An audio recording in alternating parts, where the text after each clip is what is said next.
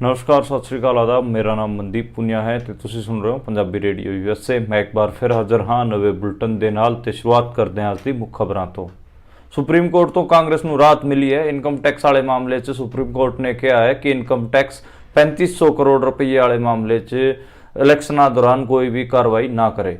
शराब घोटाले वाले मामले 'ਚ दिल्ली के मुख्य मंत्री अरविंद केजरीवाल ਨੂੰ कोर्ट ने अज तिहाड़ जेल भेज दिता है। उन्होंने 15 दिनों की जुडिशियल कस्टडी दी गई है तो वह पहला ईडी के रिमांड से सीगे ते ईडी ने उन्होंने सहयोग ना करने का आरोप लाया है। सुप्रीम कोर्ट ने ज्ञानवापी मस्जिद के अंदर पूजा करने वाले मामले 'ਚ रोक लाने तो इनकार कर दिता है तो कहा है कि जिदा पूजा हो रही है उदा ही होंदी रहे। 31 जनवरी ਨੂੰ लोकल कोर्ट ने उत्थे पूजा करने का आदेश पारित किया सी। जयंत चौधरी की पार्टी राष्ट्रीय लोकदल के national vice president Shahid Siddiqui ने पार्टी छड़ दी है। उन्होंने कहा है कि उस टाइम मैं पार्टी 'ਚ नहीं रह सकता जदों संविधान और लोकतंत्र ते हमला हो रहा होए ते जयंत चौधरी ने एनडीए नाल यानी कि बीजेपी नाल हथ मिला लिया हुए। पहली बार इलैक्टोरल बॉन्ड वाले मसले ते बोले नरेंद्र मोदी। उन्होंने कहा कि यह स्कीम बनाई तो चंदे दे सोर्स नूं पता लगाने वास्ते सी। हर कोई सिस्टम परफेक्ट नहीं हो सकता, इहदे च जिहड़ियां गलतियां है वो सुधारियां जा सकदियां हन। चीन ने अरुणाचल प्रदेश की 30 थावां दे नाम बदले। चीन ने 7 सालों च चौथी बार अरुणाचल प्रदेश से अपना दावा पेश किया है। कल यानी इतवार 31 मार्च ਨੂੰ मुल्क च होईयां 3 ਵੱਡੀ रैलियां। एक रैली मेरठ च प्रधानमंत्री नरेंद्र मोदी ने की, दूजी दिल्ली के रामलीला मैदान च विपक्ष ने की ते तीजी अंबाले दे विच किसानां ने अपनी किसान महापंचायत आयोजित की। ਇਹ ਸੀਗੀਆਂ ਅੱਜ ਦੀਆਂ ਮੁੱਖ ਖਬਰਾਂ। ਹੁਣ ਕਰਦੇ ਆਪਾਂ ਇਹਨਾਂ ਖਬਰਾਂ ਦਾ ਪੋਸਟਮਾਰਟਮ ਤੇ ਸ਼ੁਰੂਆਤ ਕਰਦੇ ਹਾਂ ਸਭ ਤੋਂ ਪਹਿਲੀ ਖਬਰ ਤੋਂ, ਜਿਹੜੇ ਕੀ ਹੈਗੀ ਆ ਕਾਂਗਰਸ ਦੇ ਇਨਕਮ ਟੈਕਸ ਦੀ ਰੇਡ ਵਾਲੀ। ਇਨਕਮ ਟੈਕਸ ਨੇ ਨੋਟਿਸ ਭੇਜਿਆ ਹੋਇਆ ਸੀ 3500 ਕਰੋੜ ਰੁਪਏ ਦਾ ਕਾਂਗਰਸ ਨੂੰ ਤੇ ਉਹਨਾਂ ਦੇ ਖਾਤੇ ਵੀ ਫਰੀਜ਼ ਕਰ ਰੱਖੇ ਸੀਗੇ। ਉਹਨੂੰ ਲੈ ਕੇ ਅਭਿਸ਼ੇਕ ਮਨੂ ਸਿੰਘ ਵੀ ਜਿਹੜੇ ਕਿ ਕਾਂਗਰਸ ਦੇ ਵੱਡੇ ਆਗੂ ਵੀ ਹਨ ਤੇ ਸੁਪਰੀਮ ਕੋਰਟ ਦੇ ਵਕੀਲ ਹਨ, ਉਹ ਕੋਰਟ 'ਚ ਗਏ ਸੀ ਸੁਪਰੀਮ ਕੋਰਟ 'ਚ ਤੇ ਸੁਪਰੀਮ ਕੋਰਟ ਨੇ ਉਹਦੇ ਤੇ ਸੁਣਵਾਈ ਕਰਦਿਆਂ ਇਸ ਤੇ ਰੋਕ ਲਾ ਦਿੱਤੀ ਹੈ ਕਿ ਇਨਕਮ ਟੈਕਸ ਜੁਲਾਈ ਮਹੀਨੇ ਤੱਕ ਕੋਈ ਵੀ ਕਾਰਵਾਈ ਉਹਦੇ ਤੇ ਨਹੀਂ ਕਰੂਗਾ। ਈਵਨ ਜਿਹੜੇ ਸੋਲੀਸਿਟਰ ਜਨਰਲ ਤੁਸ਼ਾਰ ਮਹਿਤਾ ਸਰਕਾਰ ਵੱਲੋਂ ਪੇਸ਼ ਹੋਏ ਸੀ, ਉਹਨਾਂ ਨੇ ਵੀ ਇਹ ਕਿਹਾ ਹੈ ਕਿ ਅਸੀਂ ਜੁਲਾਈ ਤੱਕ ਇਹਦੇ ਤੇ ਕੋਈ ਵੀ ਕਾਰਵਾਈ ਨਹੀਂ ਕਰਾਂਗੇ ਤੇ अगली तारीख तक कोई भी फैसला सुनाने तो सुप्रीम कोर्ट ने ना कर दी है तो क्या कि इस ते अगली तारीख ते आप इस ते बहस करांगे ते सुनवाई करांगे दी। कांग्रेस वालों दाखिल की याचिका नूं जस्टिस बीवी नागरत्ना ते मसीह जस्टिस मसीह सुन रहे सी ते जिहड़े तुषार मेहता सी वो भी मन्ने कि ये जिहड़ा टाइम हैगा इलैक्शनां दा टाइम है। ईवन अभिषेक मनु सिंह भी ने भी यही दलील दी सी कि देखो इलैक्शनां दा टाइम है तो इनकम टैक्स का प्रयोग करके सरकार सानू दबाने की कोशिश कर रही है तो ये सही टाइम नहीं है किसी भी पार्टी ते कार्रवाई करने का कि उदा भी जी कांग्रेस है वो मुख विपक्षी पार्टी है तो इस करके ये जिहड़ा फैसला है इनकम टैक्स का खाते फ्रीज करन दा या 3500 करोड़ वाले मामले ते कार्रवाई करन दा इनू टाल दिता जाए तो हुण जुलाई च ये सारा प्रोसैस दोबारा शुरू होगा। बाकी जिहड़ी कोर्ट की अगली तारीख होगी उहदे ते भी देखना पऊगा कि की कुछ हुंदा है। हुण आपां दूजी खबर ते रुख करते हैं। दूजी खबर भी सुप्रीम कोर्ट के एक फैसले नाल जुड़ी हुई है। ਆਪਾਂ ਨੂੰ पता है कि ਜਿਹੜੇ 30 जनवरी के नेड़े तेड़े वाराणसी की एक अदालत के कहण ते ज्ञानव्यापी मस्जिद के अंदर पूजा शुरू हो गई सी। उत्थे हिंदुओं ने यह दावा किया सीगा कि ज्ञानव्यापी मस्जिद पहला मंदिर सीगा शिव जी भगवान का ते उत्थे जिहड़ा विआह तहखाना सीगा उत्थे हिंदुओं ने पूजा शुरू कर दी सी। लोकल कोर्ट ने भी मन लिया सी।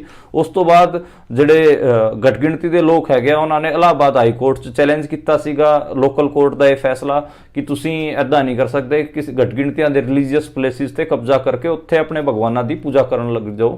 तो उस तो बाद हाई कोर्ट ने भी हिंदुओं के पक्ष च ही फैसला सुनाया सी ते हुण सुप्रीम कोर्ट जदों ये मामला आया तो उदों सुप्रीम कोर्ट ने कहा है कि स्टेटस को लग्या रहूगा। स्टेटस को च तां जिहड़े हिंदू है वो पूजा ही कर रहे हैं तो उन्होंने जिहड़ा घट गिणतियां वाला पक्ष सीगा वो कह रहा सीगा कि तुसीं पूजा ते रोक लाओ क्योंकि स्टेटस को तां वो मन्निया जाऊगा जिहड़ा कि 30 जनवरी तो पहला सी उत्थे कोई पूजा नहीं हुंदी सी। पर सुप्रीम कोर्ट ने स्टेटस को जिहड़ा अज दी घड़ी हैगा है उन्होंने मन्निया ते कोई भी रोक लाने तो मना करता है। तो 30 अप्रैल तक एक रिपोर्ट मंगी है उत्थों कि उत्थों के जिहड़े डिस्ट्रिक्ट ਦੇ ਅਫਸਰਾਂ ਲੋਕ ਹੈਗੇ ਆ ਕਿ ਉਹ ਰਿਪੋਰਟ ਬਣਾ ਕੇ ਭੇਜਣ। ਈਵਨ ਇੰਨਾ ਹੀ ਨਹੀਂ, ਜਿਹੜੀ ਟਰਸਟ ਹੈਗੀ ਆ ਉੱਥੋਂ ਦੀ ਗਿਆਨਵਾਪੀ ਟਰਸਟ ਹੋ ਗਈ ਤੇ ਹੋਰ ਬਾਕੀ ਜਿਹੜੀ ਹਿੰਦੂਆਂ ਨੇ ਵੀ ਆਪਣੀ ਟਰਸਟ ਬਣਾਈ ਪੂਜਾ ਪਾਠ ਜਿੰਨੀਆਂ ਵੀ ਟਰਸਟਾਂ ਹੈਗੀਆਂ ਇਸ ਮਾਮਲੇ 'ਚ ਜਿਹੜੀਆਂ ਪਾਰਟੀਆਂ ਹੈ ਉਹਨਾਂ ਤੋਂ ਵੀ ਰਿਪੋਰਟ ਸੁਪਰੀਮ ਕੋਰਟ ਨੇ ਮੰਗੀ ਹੈ ਤੇ ਅਗਲੀ ਤਰੀਕ ਤੇ ਪਤਾ ਲੱਗੂਗਾ ਕਿ ਇਸ ਮਾਮਲੇ ਤੇ ਵੀ ਕੀ ਹੋਣਾ ਹੈ।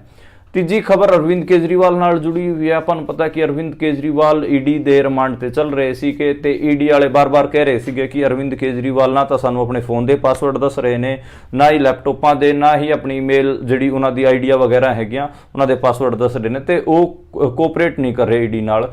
ਤੇ ਅੱਜ ਈਡੀ ਨੇ ਫਿਰ ਜਿਹੜੇ ਈਡੀ ਦੇ ਵਕੀਲ ਸੀਗੇ ਐਸਵੀ ਰਾਜੂ ਉਹਨਾਂ ਨੇ ਫਿਰ ਉਹ ਮੰਗਿਆ ਸੀਗਾ ਕਿ ਰਿਮਾਂਡ ਦਿਓ ਅਰਵਿੰਦ ਕੇਜਰੀਵਾਲ ਦਾ, ਪਰ ਜੱਜ ਨੇ ਨਾ ਕਰ ਦਿੱਤੀ। ਰਾਉਜ਼ ਐਵੇਨਿਊ ਕੋਰਟ 'ਚ ਸੁਣਵਾਈ ਸੀਗੀ ਤੇ ਜੱਜ ਨੇ ਉਹ ਅਰਵਿੰਦ ਕੇਜਰੀਵਾਲ ਨੂੰ 15 ਦਿਨਾਂ ਵਾਸਤੇ ਜੇਲ੍ਹ ਜੁਡੀਸ਼ੀਅਲ ਕਸਟਡੀ 'ਚ ਤਿਹਾੜ ਜੇਲ੍ਹ ਭੇਜ ਦਿੱਤਾ ਹੈ ਤੇ ਹੁਣ ਅਰਵਿੰਦ ਕੇਜਰੀਵਾਲ ਈਡੀ ਦੀ ਕਸਟਡੀ ਤੋਂ ਤਿਹਾੜ ਜੇਲ੍ਹ ਸ਼ਿਫਟ ਕਰ ਦਿੱਤੇ ਜਾਣਗੇ ਤੇ ਉੱਥੇ ਉਹਨਾਂ ਦੇ ਪਹਿਲਾਂ ਹੀ ਚਾਰ ਵੱਡੇ ਆਗੂ ਬੰਦ ਨੇ। ਸੰਜੇ ਸਿੰਘ ਹੋਣ, ਮਨੀਸ਼ ਸਿਸੋਦੀਆ ਹੋਣ ਤੇ ਆਪਣੇ ਸਤਿੰਦਰ ਜੈਨ ਹੋਣ, ਉਹ ਪਹਿਲਾਂ ਹੀ ਜੇਲ੍ਹ 'ਚ ਬੰਦ ਹੈਗਾ ਤੇ ਇੱਕ ਹਿਸਾਬ ਨਾਲ ਜਿਹੜੀ ਪੂਰੀ ਦਿੱਲੀ ਦੀ ਸਰਕਾਰ ਹੈ ਤੇ ਉਹਦੇ ਜਿੰਨੇ ਵੀ ਵੱਡੇ ਆਗੂ ਹੈਗੇ ਉਹ ਦਿੱਲੀ ਤਿਹਾੜ ਜੇਲ੍ਹ 'ਚ ਬੈਠੇ ਨੇ ਤੇ ਹੁਣ ਦਿੱਲੀ ਦੀ ਸਰਕਾਰ ਤਿਹਾੜ ਜੇਲ੍ਹ 'ਚੋਂ ਚੱਲ ਰਹੀ ਹੈ।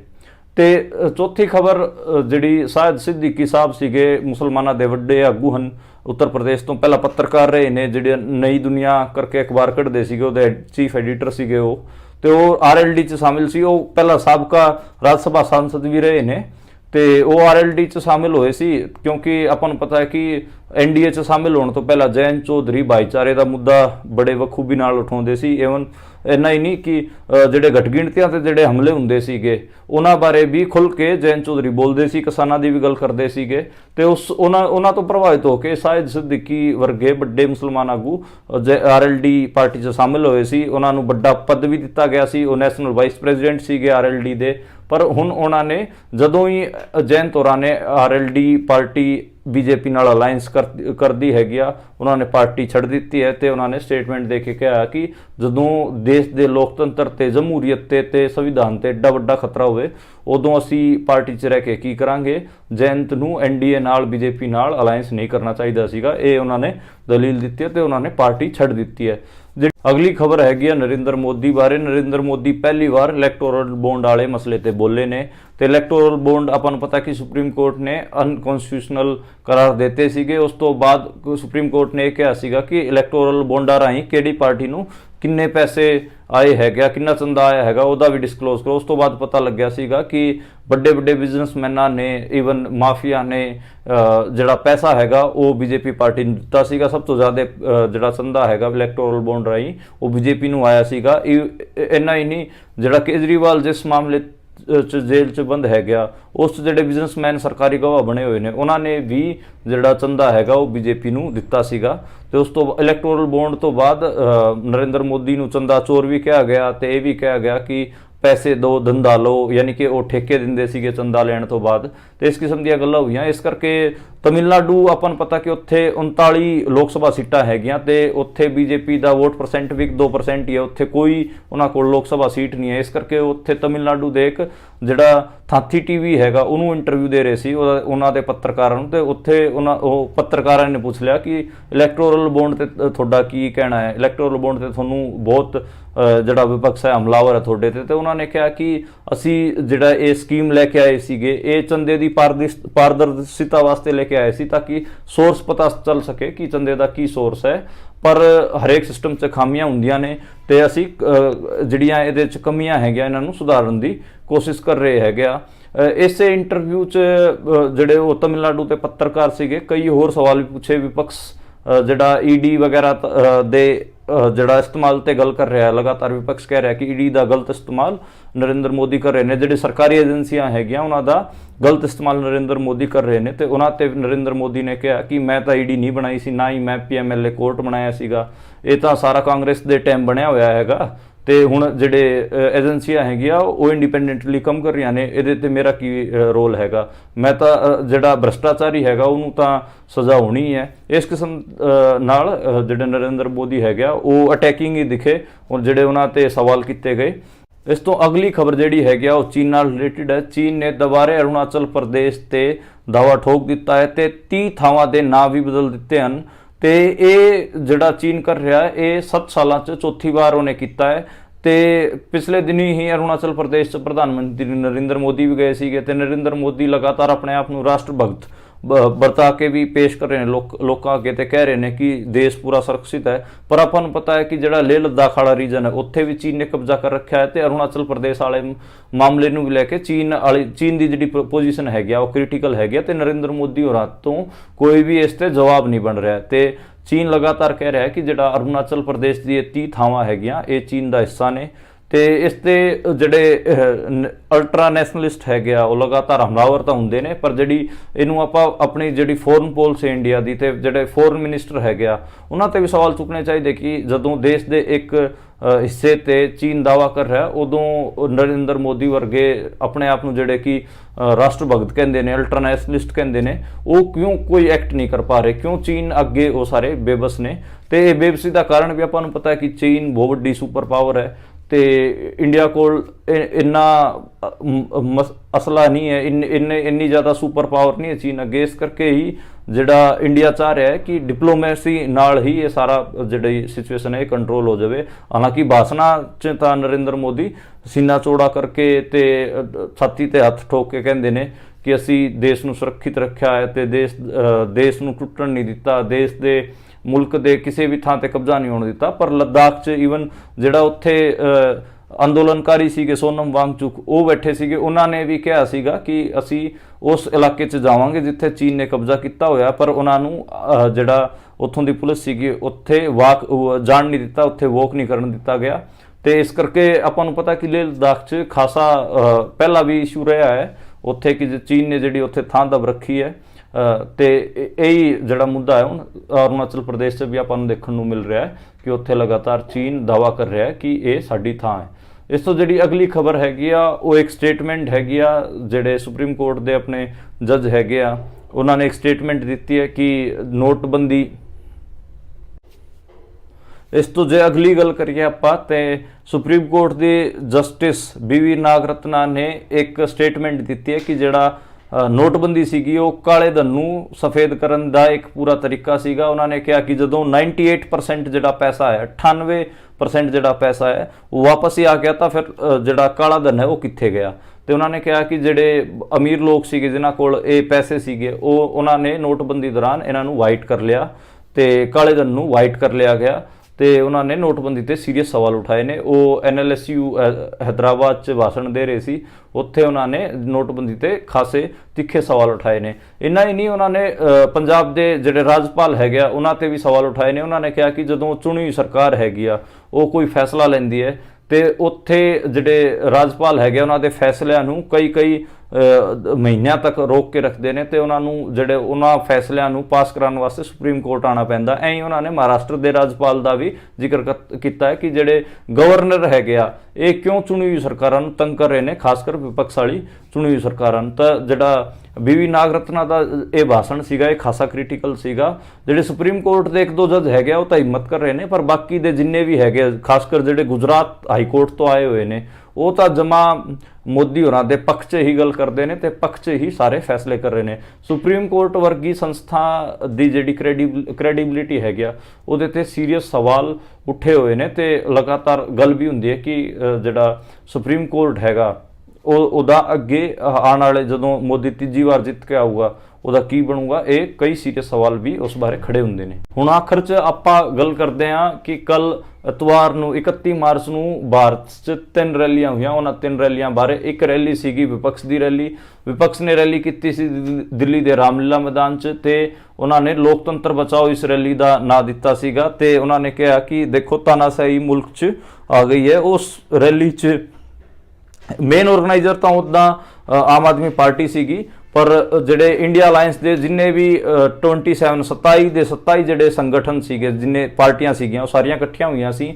ਸਪੈਸ਼ਲ ਇਸ ਰੈਲੀ 'ਚ ਸੁਨੀਤਾ ਕੇਜਰੀਵਾਲ ਜਿਹੜੇ ਕਿ ਅਰਵਿੰਦ ਕੇਜਰੀਵਾਲ ਦੀ ਵਾਈਫ ਹੈਗੇ ਆ ਤੇ ਹੇਮੰਤ ਸੋਰੇਨ ਦੀ ਵਾਈਫ, ਇਹ ਦੋਵੇਂ ਸੱਦੀਆਂ ਗਈਆਂ ਸੀ। ਦੋਵਾਂ ਨੇ ਭਾਸ਼ਣ ਵੀ ਦਿੱਤੇ ਤੇ ਦੋਵਾਂ ਦੀ ਇਕੱਠੀ ਇੱਕ ਫੋਟੋ ਵੀ ਵਾਇਰਲ ਹੋ ਰਹੀ ਹੈ। ਇਸ ਤੋਂ ਇਲਾਵਾ ਰਾਹੁਲ ਗਾਂਧੀ, ਪ੍ਰਿयंका ਗਾਂਧੀ ਤੇ ਹੋਰ ਵਿਪਕਸ਼ੀ ਵੱਡੇ ਆਗੂ ਸਾਰਿਆਂ ਨੇ ਉੱਥੇ ਭਾਸ਼ਣ ਕੀਤੇ ਤੇ ਸਾਰਿਆਂ ਦਾ ਜਿਹੜਾ ਨੁਕਤਾ ਸੀਗਾ ਉਹ ਹੀ ਸੀਗਾ ਕਿ ਦੇਖੋ ਕਾਂਗਰਸ ਦੇ ਖਾਤੇ ਫਰੀਜ਼ ਕੀਤੇ ਜਾ ਰਹੇ ਨੇ ਤੇ ਜਿਹੜੇ ਵਿਪਕਸ਼ੀ ਮੁੱਖ ਮੰਤਰੀ ਹੈਗੇ ਆ ਉਹਨਾਂ ਨੂੰ ਗ੍ਰਿਫਤਾਰ ਕੀਤਾ ਜਾ ਰਿਹਾ ਤੇ ਲਗਾਤਾਰ ਜਿਹੜਾ ਸਰਕਾਰ ਏਜੰਸੀਆਂ ਦਾ ਗਲਤ ਇਸਤੇਮਾਲ ਕਰ ਰਹੀ ਹੈ, ਈਡੀ ਦਾ, ਇਨਕਮ ਟੈਕਸ ਦਾ, ਤੇ ਉਸ ਪੂਰੀ ਰੈਲੀ ਦਾ ਜਿਹੜਾ ਇੱਕ ਪੋਲੀਟੀਕਲ ਨੁਕਤਾ ਨਿਕਲ ਕੇ ਆਇਆ ਉਹ ਇਹ ਹੀ ਬਣਾਉਣ ਦੀ ਕੋਸ਼ਿਸ਼ ਕੀਤੀ ਗਈ ਕਿ ਦੇਖੋ ਇਹ ਮੁਲਕ ਅੱਗੇ ਇੱਕ ਆਖਰੀ ਇਲੈਕਸ਼ਨ ਹੈ, ਜੇ ਇਹ ਇਲੈਕਸ਼ਨ 'ਚ ਬੀਜੇਪੀ ਦੁਬਾਰੇ ਜਿੱਤ ਕੇ ਆਉਂਦੀ ਹੈ ਤਾਂ ਫਿਰ ਇਸ ਮੁਲਕ 'ਚ ਜਿਹੜੀ ਜਮਹੂਰੀਅਤ ਹੈ ਉਹ ਖਤਮ ਹੋ ਜਾਊਗੀ ਤੇ ਲਗਾਤਾਰ ਵਿਪਕਸ਼ ਨੇ ਇਸੇ ਨੂੰ ਪੋਲੀਟੀਕਲ ਨੁਕਤਾ ਬਣਾਉਣ ਦੀ ਕੋਸ਼ਿਸ਼ ਕੀਤੀ। ਦੂਜੀ ਰੈਲੀ ਮੇਰਠ 'ਚ ਹੋਈ।